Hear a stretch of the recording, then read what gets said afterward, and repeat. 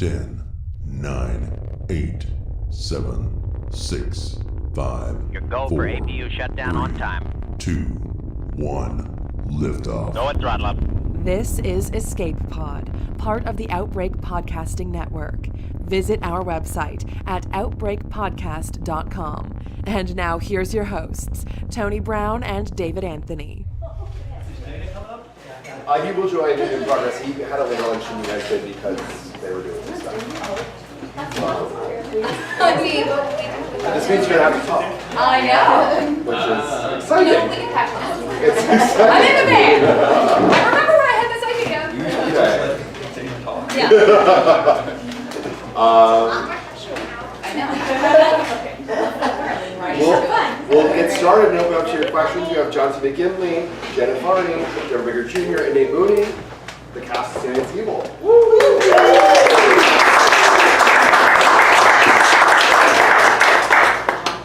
So you guys have been with these characters for 3 seasons now. How has your understanding of these characters changed over that course of time? I felt like that we, the whole ensemble was able to just hit the ground running this year. It's a very ambitious third year, and it would have been completely reasonable for everyone to get together and rehearse for 2 or 3 weeks before we got here. But the cast is so locked into who these characters are that everybody showed up. And look, it's a preposterous production schedule. It's 8 episodes in 4 weeks and 4 days. The running joke with Dana and I is that it's not even 5 weeks because we start the day after Memorial Day. And so it's 4 weeks and 4 days. And everything that possibly has gone right so far this year has gone right, which is a nice thing to be able to say. And as far as the actors being locked into their characters, it really is hand in glove for the principals for the ensemble at this point. Yeah, I think what's been so fun between even just from the first season to the second season, and then this continuing on to the third season, is that there feels like there's more playful stuff that has a chance to happen between all the characters. I feel like that's grown and grown, and there's just some really banana stuff that happens this season. So it feels like a very, very, again, ambitious, as you can see from our tiny town, etc. season, but there's a lot of just silly fun that, reading the scripts this year, I was giggling and going like, I can't believe we're gonna do this. There's so much of, I can't believe we're gonna do this. So it's been great so far. Yeah, man, I mean, Denise, she's, there's so much fun stuff I get to do this season. I don't know if anybody saw my whole number this morning, but I had a song and dance number that I choreographed in my apartment. That my husband had a lot of moves and tips. He was a show player, so he had a lot of notes. But I think this season's great. I get to do more stuff with Nate, who I adore, and we don't normally get to be in scenes together. In this season, we do. It's like oxygen and fire. Yep.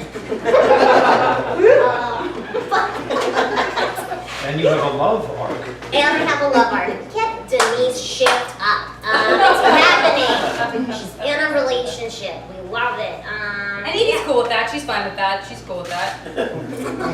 she doesn't need a love interest. You've been married. Well, you have David Koechner. Oh, don't you dare! Oh, it's complicated.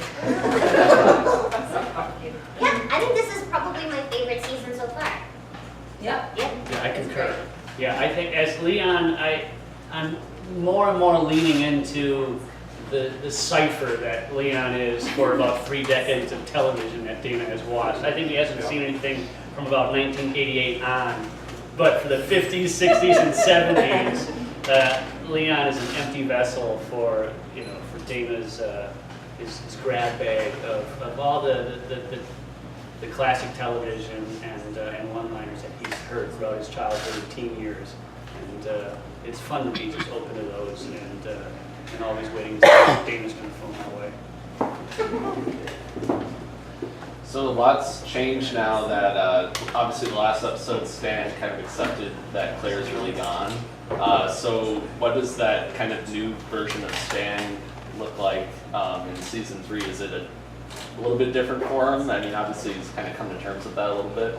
Well, so what Dana and I were talking about, while these scripts were starting to come together is that everything that Stan's ever done in his life has been wrong. Everything's added up to things not working out. He tried to save his wife, he couldn't. He tried to save Evie in the first episode this year. He's failing at that. And so the guy has to go against every instinct he's ever had. And is he nimble enough? Is he cerebrally agile enough to do that? Or is that a lost cause? And so that's kind of what season 3, the arc for Stan is in season 3.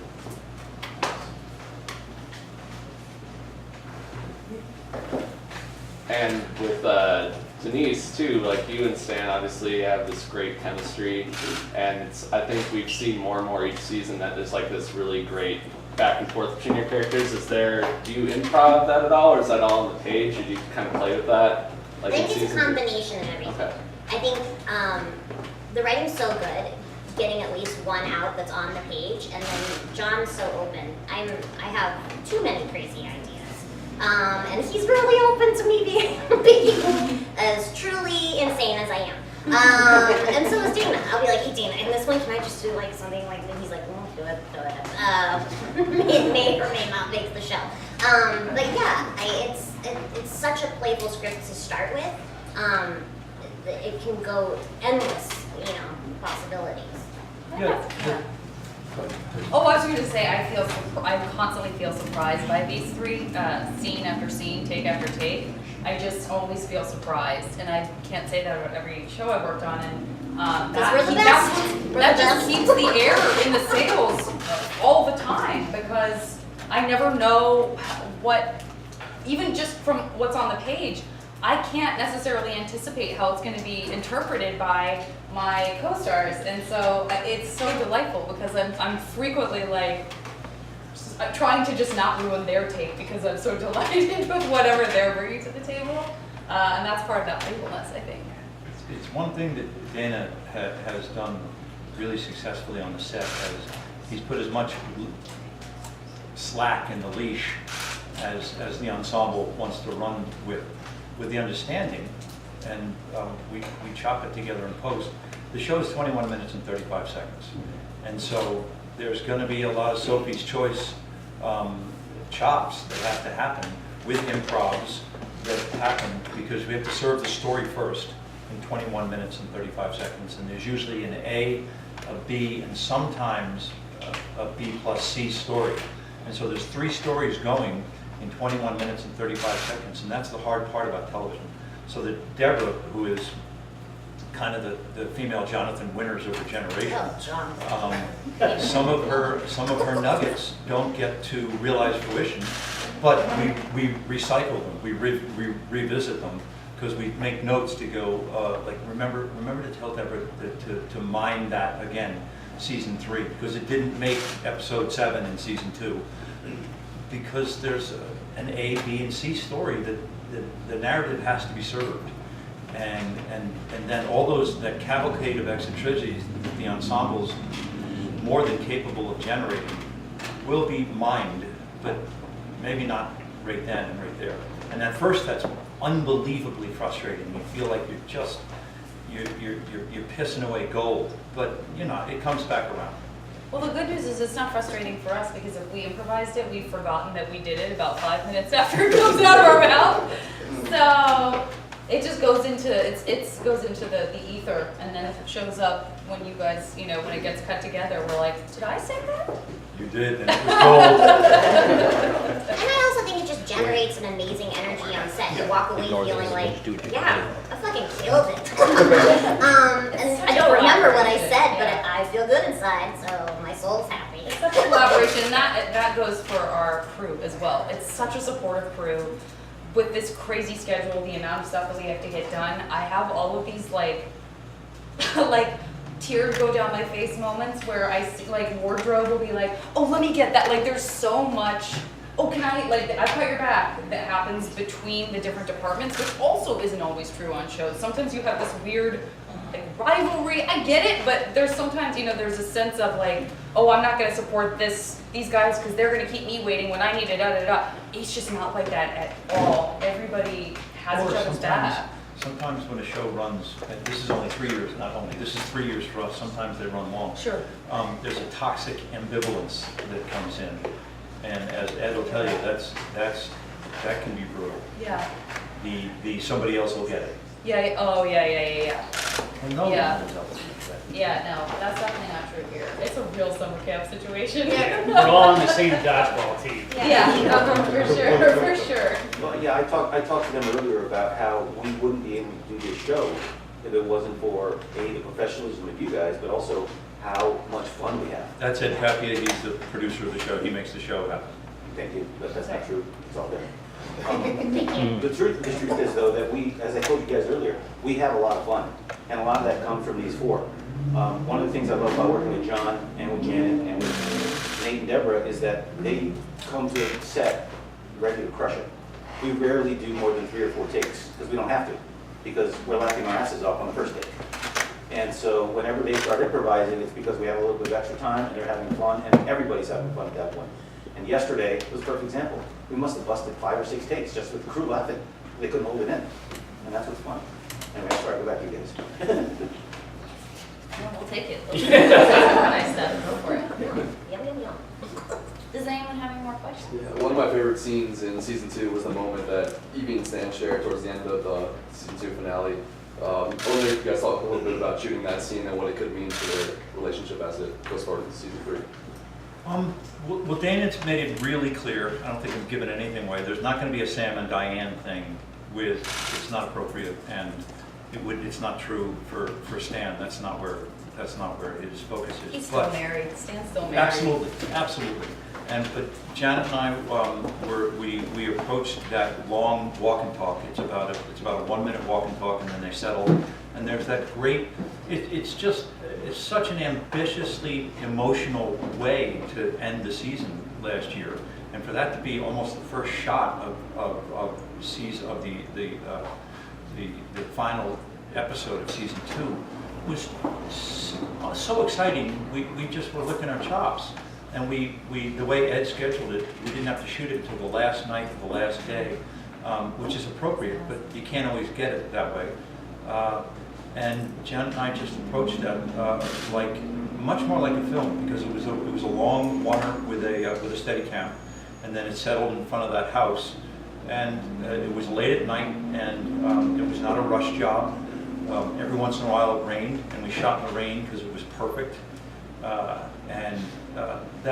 That was as ambitious as a horror comedy emotionally could even want to be, and it wasn't lost on Janet or myself.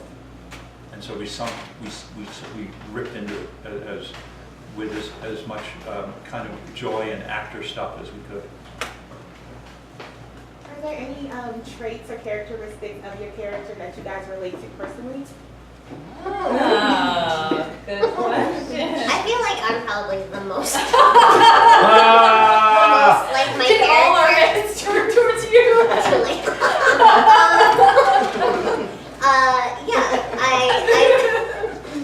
I think I'm probably the most like Denise in a lot of ways. I think, yeah. My husband often says, like, you are what you would be if you weren't married to me on that show. But yeah, I think Denise is a lot more playful and out there than I am 20% of the time. I would say the thing that we don't see as much in Denise that is Deborah has in spades is Denise is a little more self-absorbed. Like, she's just sort of, in the sense that she's not intentionally that way, but she's a little clueless, and this one is the exact opposite. She's one of the most generous, compassionate people I've ever known, and so that is a huge difference. I think, you don't get to show that side through Denise as much as real Deborah Baker Jr. gets to. Thank you. Yeah, for me, probably, I think I have this similar delusions of grandeur that Leon has, misplaced authority, and also a short attention span. I think Leon is a wonderfully curious individual, and I like to think that he gets that from me.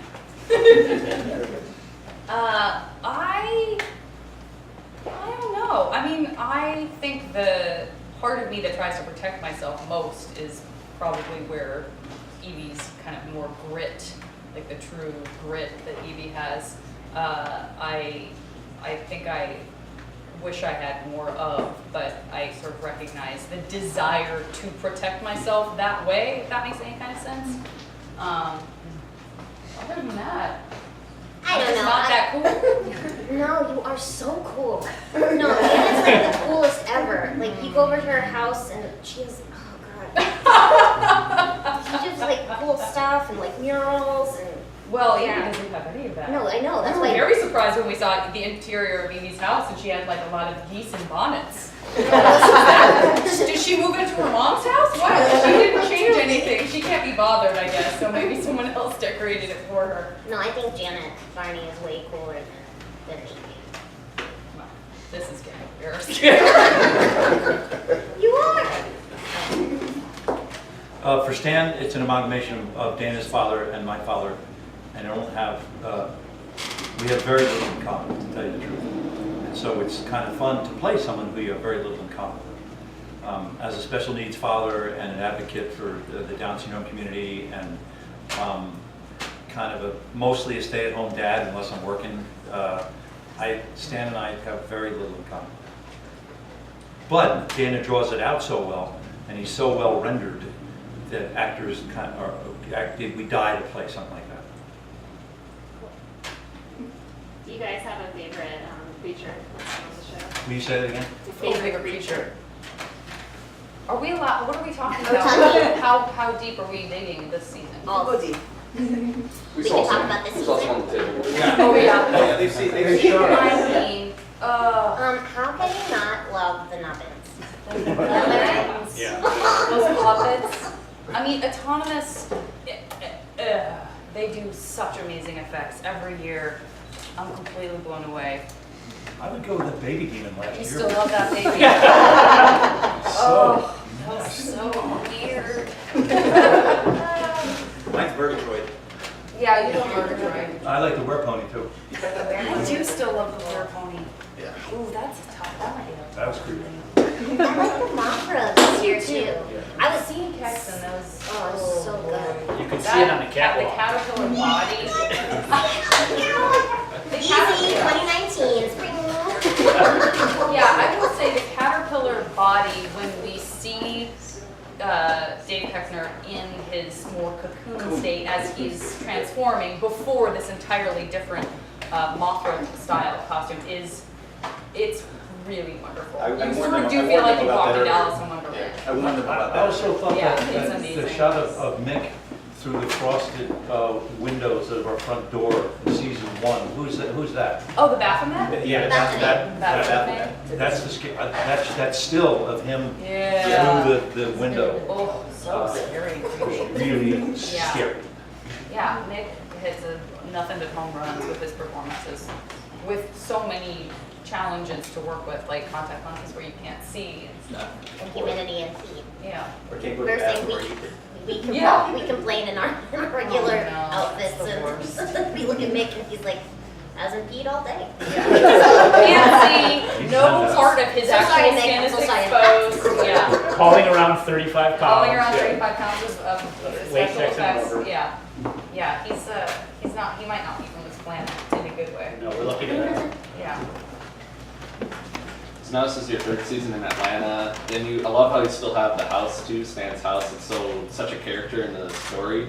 Have you enjoyed anything in particular after 3 years here now in Atlanta, or like really gotten to know the area more, or just had any good experiences with the community or anything like that? I love Atlanta. I truly do. I miss it when I'm back in Los Angeles. I try to explore as much as I can. Also, like, you know, recharging on weekends as well because we have crazy work hours. But I do. I mean, this weekend, I think Nate and I are gonna go. I'm making you go with me. We're gonna go to like a field that's full of baby doll heads. Like, what is that? But she's nothing like Denise. She's nothing like Denise. That is definitely not something Denise would want to do. No. But I love the museums and the food and I mean, yeah. And the people. I Just so really nice. love Atlanta. I wouldn't say I'm more in love with it because I've loved it for so many years, but it just feels great, and it just feels like no time has passed. I mean, it really is shocking when I get off the plane, get the car, get to the place, and then the first day of driving back to stands is like, yep, like I feel like I was just here, and Plus we it's have great. almost all the same crew, so it truly does feel like no time has passed. Yeah. And it's summer camp. Yeah. I We're gotta back go in with camp. Botanical Gardens in Piedmont.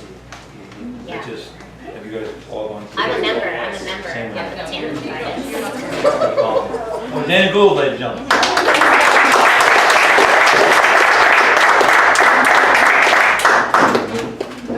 Sorry, I was taking drugs. Again. Dana, what are some of your favorite things about Atlanta?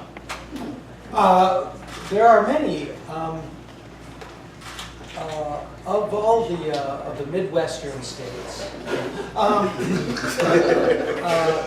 I come to Georgia a lot because when we're not doing the show, I come down to perform at a club called the Laughing Skull. So I'm here twice a week, and I'm here twice a year, like for extended stays, and I really consider it like a home away from home. I echo what Janet was saying. Like, I got in the condo, and it was the same one, and I kind of feel like I'm home. I'm very comfortable at the Flying Biscuit. And it's the people are great, and for the show that is set in New Hampshire, it's that East Coast topography that you can't fake.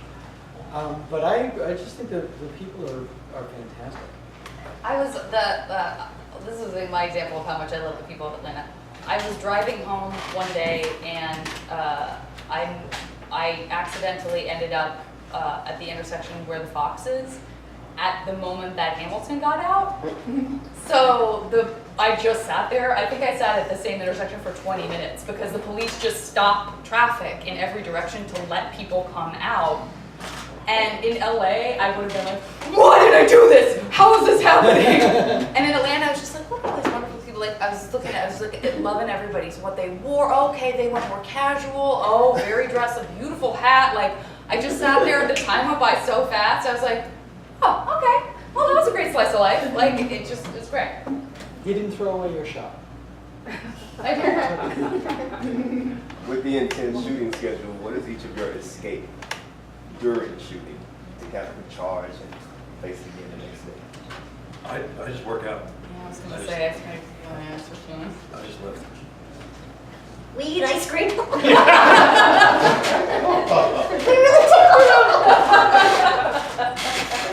really do. Queen. Gotta get the lavender honey. Oh my god. There's like honeycomb in it. Oh, it's so good. I think I put some chocolate sprinkles on top. It's so good. I also work out and meditate. I'm a balanced person. No, as John mentioned, I think the Piedmont Park and the Botanical Gardens are amazing. So I always return to that every time. Road trips, it's a beautiful state to explore. There's pitcher plant bogs about an hour south of here, which are fun to explore. And you've been down there, haven't you? I'm Irish, so I seek out bogs whenever possible. Makes me feel at home. Yeah. The Gould family crest is a lion on a couch over a banner in Latin that says "Death before exercise." We also are always, so many of the people on the crew, myself included, I know you feel the same way, is we keep shooting in antique shops, and we have all these different various versions of like curiosity shops, antique shops every season, and people just sort of disappear for a while. They have to be like corralled back because we all have our arms laden with stuff that we find at the shops while we're shooting. Yeah. David, tell your and then this happened. We were shooting at an antique. Like a lot of shows on TV nowadays, we have a show that's basically about a small army of demonic puppets. This Is Us did it, and now we're doing it. And we were shooting in a little antique store, and I found a ceramic armadillo wearing a cowboy hat that held salt and pepper shakers. I thought, that's going home. So I asked the woman that ran the store, is this for sale? And she said, yeah, it is. And I said, how much? She said, $20. Sold. Gave her $20, took it home, found out later it was a prop that we had put in the store. And that it was originally selected to put in my character's house. We just doubled it up in the antique store, so I paid $20 for my own salt. But the Molly Coffey, our art director, knew me well enough that she saw this thing and said, oh, that would be great for Kevin's house. And then I saw it in a store and thought, I have to buy that. So That's pretty cool. It speaks very well of the coffee, and not as well of the antique owner. Yeah. Who I'm sure after I left just like held up that $20 bill. That was the same antique owner who I went up and said, thank you so much for letting us shoot here. It's so nice to meet you. And she was like, oh, earlier when I heard you, I thought you were sucking on a balloon. And I was like, first of all, that is so rude. You don't just say that to someone. I don't just go up to people and be like, oh man, sounds like you smoked a whole pack of cigarettes. You don't say that to someone. Hope you took it back and said, yeah, I'm sick of that, I hate your fucking store. And these two were there and they were like, she wasn't trying to be funny. She was like, oh, your voice. And I was like, okay. Oh, that's I didn't just, buy anything from her. that's just Dana's stolen money talking.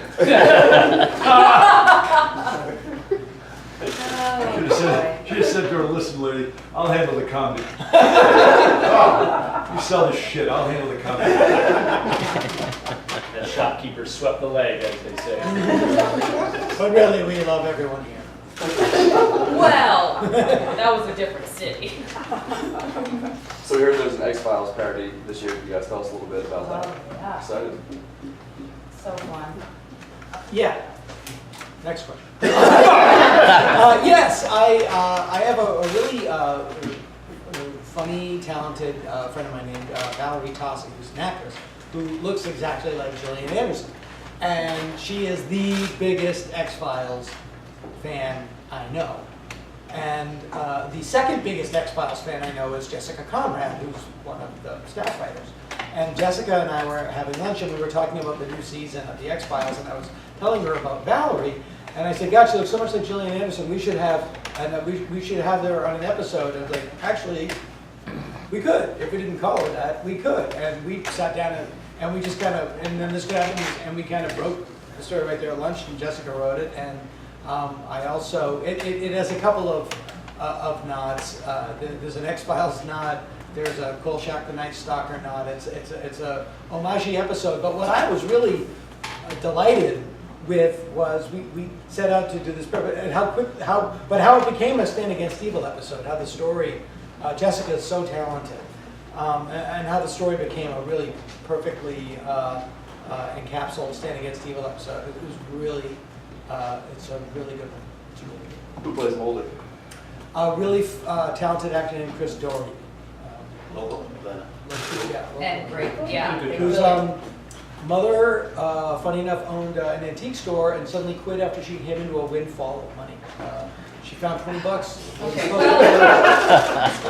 All coming around. Remember how we thought it'd be funny on 20? Well, that's right. Yeah, and then we have what kind of the Vampire Diaries nod, and I got to be a vampire, which was more exciting than I thought I was going to care. Not that much, and then I got my fangs, and I was like, this is wonderful! I'm a different person. Yeah, are we allowed to talk about the guest cast? Yeah. I think, are we? Yes. Yeah. Release it out. Yeah, I got to work with Kristen Ploss again, and this is our third show together. We did The Great Indoors together, and then we did an amazing show on Go90 or Tumblr called Lark and Son. And we truly are friends in love with each other and want to work with each other for everything. And so he was like, I want to do that show. So I was like, Tina, Kristen Ploss really wants to do the show. And he was like, okay, we'll figure it out. And he got to be my vampire lover. Truly, all the dreams are coming true. But he's a delight and was so happy and so thrilled to be a part of it. And truly, on the last day, he put his hands on me and was just like, Deb, your cast is so nice. You have such a great group here. Like, thank you so much for like fit right in. He was so like, great. Such a dream.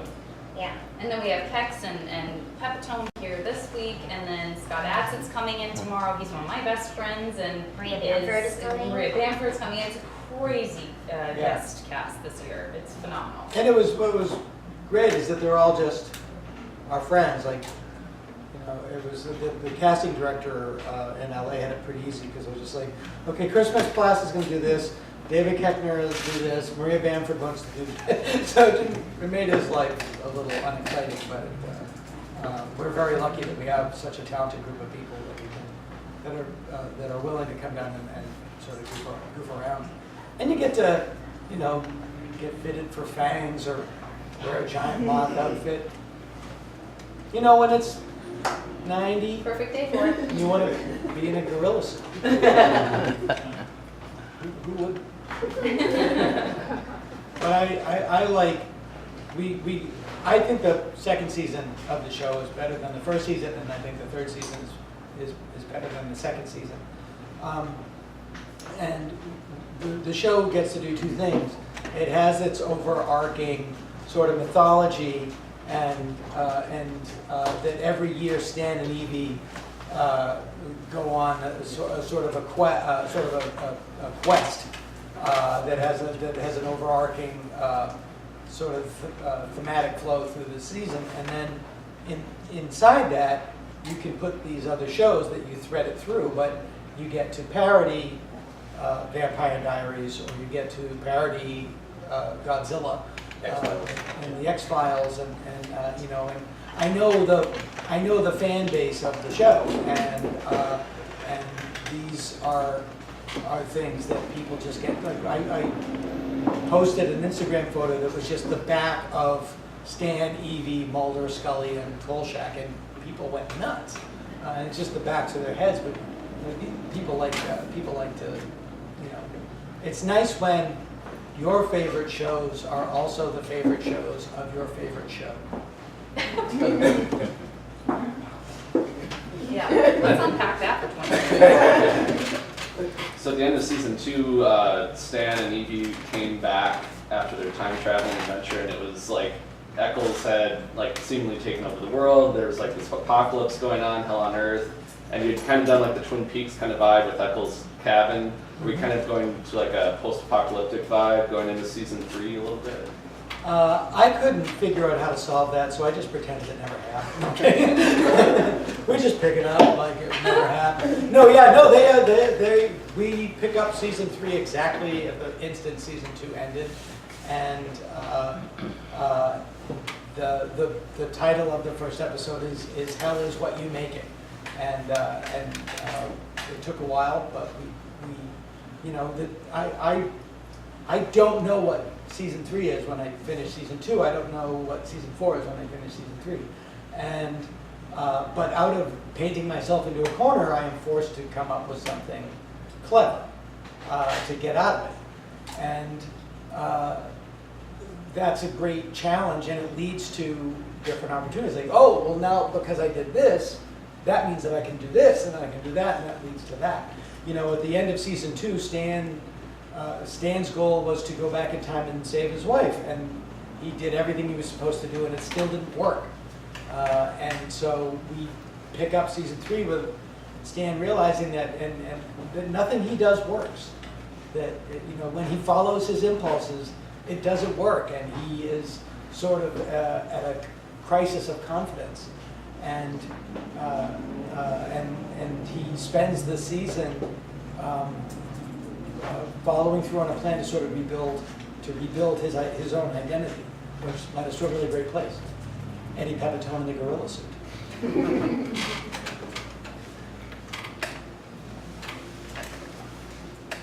This press conference is over. Well, we got to look at the practical effects, a few of the amazing creations, and that's always been something so awesome about this show is it's like you have it right there to react to. It's almost like you're on an old monster movie, but in the modern day. Is that, there's a lot of that coming up in season 3. Do you get, you know, covered in fake blood or like all sorts of fun stuff? Yeah. No, it's not so much yet. Some. I will never do to Janet what I did to her.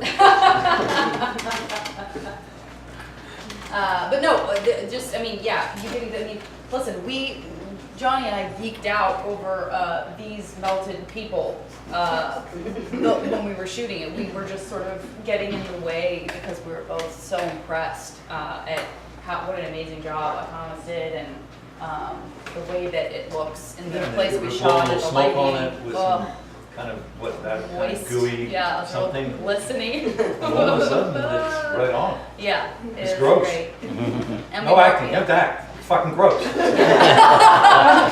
And that was just that same day we had Nick as this character Boris, who was, I saw when I was getting some of my sort of prosthetic stuff fitted back in LA, I saw Mick being fitted for that. And even in the context of being in a creature shop where you're surrounded by all of this other stuff and it wasn't even finished, I walked into the room and was startled by the mask. It's just very scary and really good. And so if you're shooting in an abandoned, broken down jail that I'm sure has a lot of great stories behind it anyway, and you're in a room with no windows and it's night and you're shooting with that mask, it is not hard at all to be afraid. You love inhaling that asbestos too. And you start hallucinating because of all the asbestos.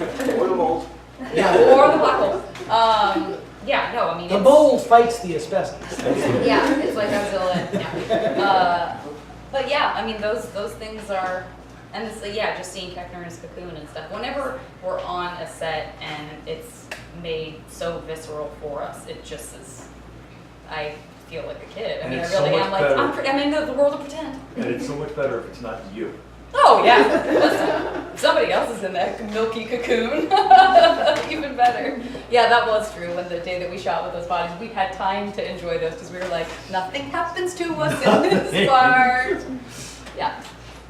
But when you said like an old horror movie, that's the feeling, and for it to be both scary and funny, which is the goal, it has to be practical, because the comedy and horror require separate but equal suspensions of disbelief, and it's just sort of an intangible thing. A comedy doesn't work when it's a CG effect. When your eye says that's not real, that takes the air out of the suspension of disbelief that you need to make something funny.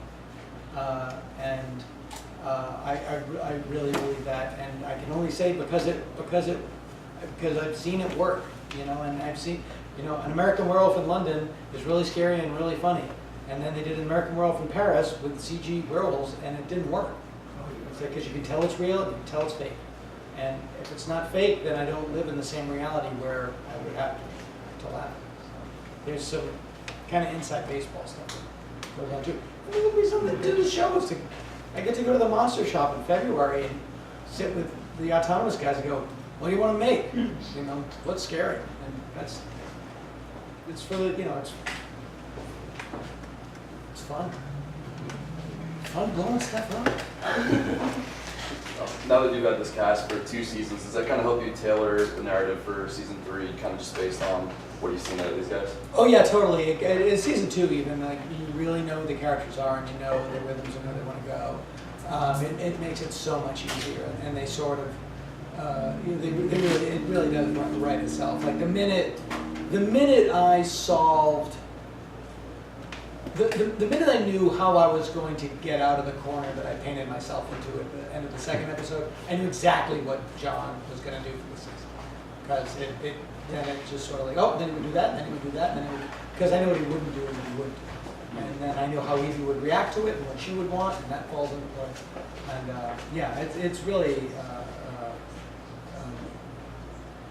it's just these actors are so talented in their role. They've made their role so clearly defined. It makes my job a lot easier. And the other very talented writers that work on the show. I'd also love to know what the conversation was like when you talked to Eddie Pepitone about being in a gorilla suit. Well, Ed's a real good friend of mine, and I didn't mention the gorilla suit. I said, Ed, are you free in June? Sure. come on down to Atlanta. It's a great time to be in Atlanta. It's cool. Kids are trying to- Maybe we'll catch a field hockey game. And yeah, no, he didn't. I didn't tell him about that. But there was no one else that could play that. Oh, I know. Did you write it for him? Yeah. If he couldn't have done it, I would have had to have rewritten his lines. But Yeah, when I read the lines, I was like, oh, this it's is Eddie. It's Eddie. You could have not said who it was. No, You could have yeah, said, exactly. oh, so you're having Eddie Capitone play this? Yeah, Like, truly. exactly right. Yeah, I would have had to redo the role if Eddie didn't play. Same with Dave and Kenny. It's like they're so that person. I meant to ask Dave this morning if he was wearing his own clothes. I was like, I don't think that's wardrobe. Is he going to change? It's true. Yeah. But he's not the lout that Kenny. Not at all.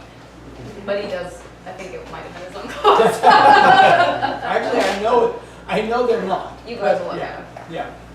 We can have one more question, and then we'll take some photos with the group, and then we gotta get them back to set. You can do it. With season 3 getting ready to halfway. Back in the back. So with season 3 halfway completed, you already have Dana. I guess the arc or the where you want it to go. But hopefully there's a season 4, which hopefully there will be, since we love the show so much. Yeah. Oh, do I know where we're going? Not a clue. Not a clue. No, I know there's. I don't. I know what I have to do to. I know it's a solvable problem to start it, and then I start to. There's two writing processes. There's the character arc, and I know where John and Janet would go. And then there's what do I want to parody? This season we have the X-Files, we have Godzilla, we have a Japanese hospital-based parody. We have a show in a haunted hospital. We have evil puppets. We have genres that I like to touch on, and there are dozens that we haven't touched on. We haven't done our the Babadook episode. Haven't done that yet. There's a lot of stuff I wanted to do this season that kind of shifted out that I didn't get a chance to do. Right. Al Yankovic really wants to be on the show. I really want to find something for Al to do. So then again, he really wanted to be in the Post. So. But yeah, there's a lot of stuff that I want to do, and then you find a way to retrofit the story into parodies and whatever. It's a really fun job. I really enjoy working on the show. Well, you guys do a great job. Thank you. Thanks you guys. Derek, you can ask your question if you want. Oh, I don't know how to follow that up, but I was just going to mention that you have Rob back to direct all this season as well. So Thank you for bringing our delicious Rob Dawn up. Yeah. We love him so much. It's so true. And just the creative, almost like it's one big feature with season 2, now season 3, bringing in for both of them. Has that been able to have some more like It creative might be consistency? easier. Yeah. Well, Rob and I crashed in Rob's office on the Ben Stiller show, and we've been friends ever since. And we created a show together that ran on MTV years ago, and we have it's effortless to work with.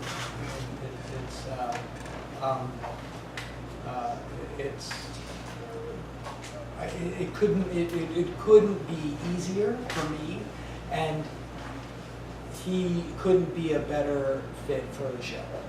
And we don't have to. I can just go, hey, you wanna? He knows exactly what I mean, and it's great. It's great. I don't know. I guess it's probably setting a shot, but it's great, and it's also great to have a director who's also a writer, because we can. I was watching a take yesterday, and Eddie said a really hilarious thing at the end of the scene that wasn't in the script. And I said, did Eddie, the guy that line was so funny. He goes, oh yeah, I told him to say that. oh, great, it's perfect. So it's, I get, it worked out great. He's just a dream. Yeah. He's just an absolute dream to work with. Every single day he's like, let's have fun today. What? Great. Yeah. He's the captain. Nice. He's like, He really is. yes, thank you. Buy 2 tickets. I almost don't want this to get out of this room because he's more and more busy, because once someone works with him once production works with him, I'm sure they're like, why is he not our full-time director? And I don't ever want him to not be available to work with, so don't tell anyone how great he is, guys. Well, it's amazing that they're so positive about Rob when he does physically hit them a lot. He doesn't mean it. He says I have a mouth on me.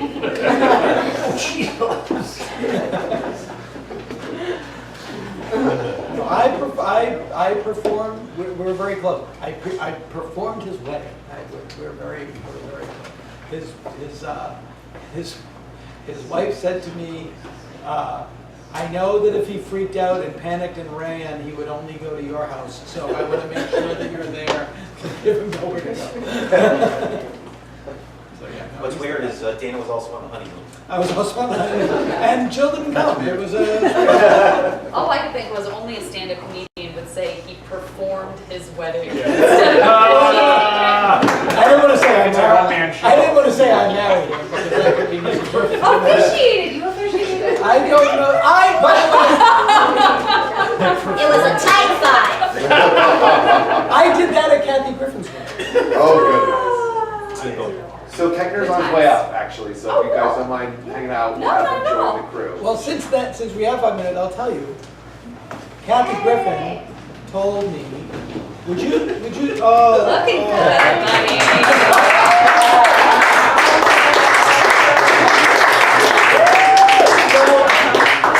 They found a way to replace Roseanne. The rest of the cast is coming back. This, as you know, is David McCallum.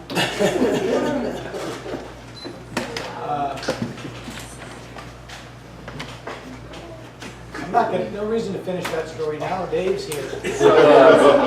What was the story? I want to hear it. 30-second version.